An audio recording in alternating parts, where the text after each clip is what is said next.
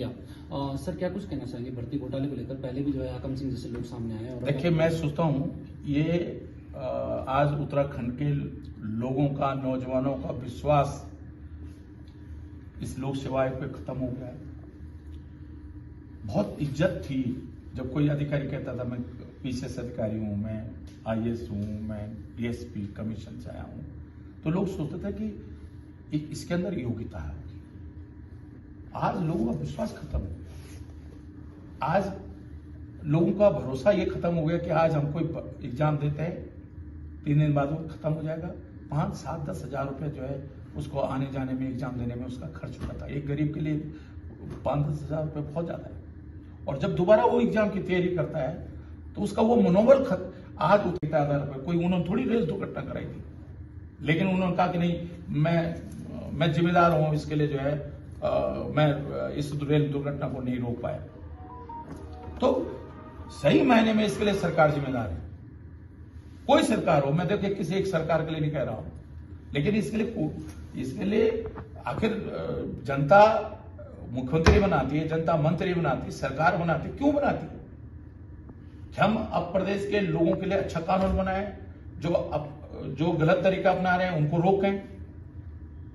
अब ये कहने से काम नहीं चलेगा कि देखो हमने तो जो है नकल करने वालों जेल भेज दिया, लेकिन जो लाखों लोगों का जो नुकसान हुआ एग्जाम देने में, जो उनका खर्चा हुआ, वो कौन देगा?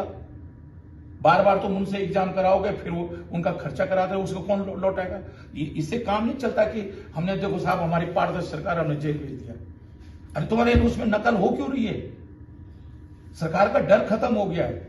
मुख्यमंत्री ने जब वो अध्यक्ष चयन आयोग वाली बात हुई थी और 40-45 गिरफ्तारियां हुई थी, तो मुख्यमंत्री ने कहा था कि अब कोई नकल कराने के लिए और इस तरह के काम से जो है रोंगटे भी कांपेंगे, रूह भी कांपेंगे उनकी।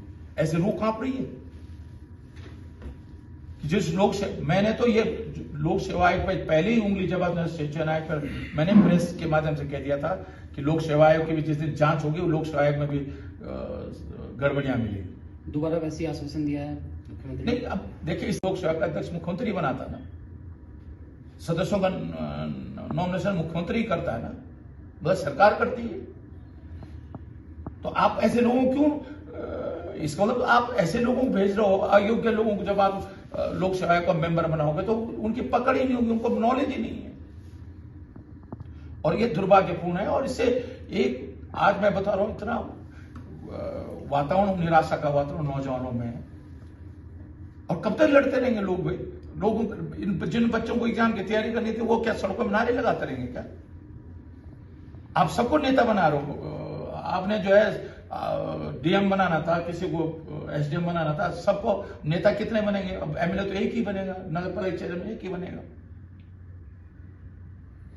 माननीय मंत्री जी, आपसे एक क्वेश्चन। आपने कहा था कि जो जितने भी पीसीएस अधिकारी जो आज लोक सेवा की तरफ भर्ती हुए हैं, आप जनता पे मतलब इन लोगों को किस तरह से विश्वास किया जाएगा, इसमें आप कुछ कहना चाहेंगे?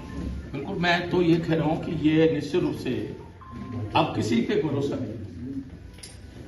जब पटवारी जो सबसे छोटा पद है उसके लिए जब इतनी बड़ी डील हो सकती है, तो कैसे भरोसा करोगे कि पीसीएस अधिकारी जो है नकल पैसा देके और नकल करके नहीं पास हुए होंगे?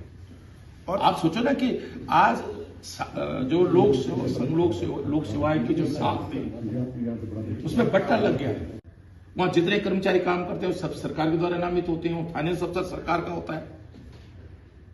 तो आप सरकार इससे नहीं बच सकते कि साहब ऑटोनॉमस बॉडी है, उस पर हमारा नियंत्रण नहीं। तनख्वाह उनको सरकार ही दे रही है ना। मंत्री जी, एक छोटा सा क्वेश्चन। आप ये सारे जितने युवा ये उत्तराखंड बेरोजगार संघ का पेज है, इस पे चले गए, आपसे कहना चाहूंगा कि आप क्या देखते हैं कि जब उत्तराखंड, जब हम 90s में हम जब आंदोलन कर रहे थे, तो हमारी मांग सिर्फ रोजगार की थी, और आज हमें लग रहा है कि जब इतना, मैं आज आपसे कह रहा हूं, मैंने विधानसभा विपक्ष नेता तब भी कहा, मैंने कई कहा, आज लगभग 56,000 से अधिक पद खाली उत्तराखंड में सरकारी विभागों में, और सरकार की मंशा नहीं है।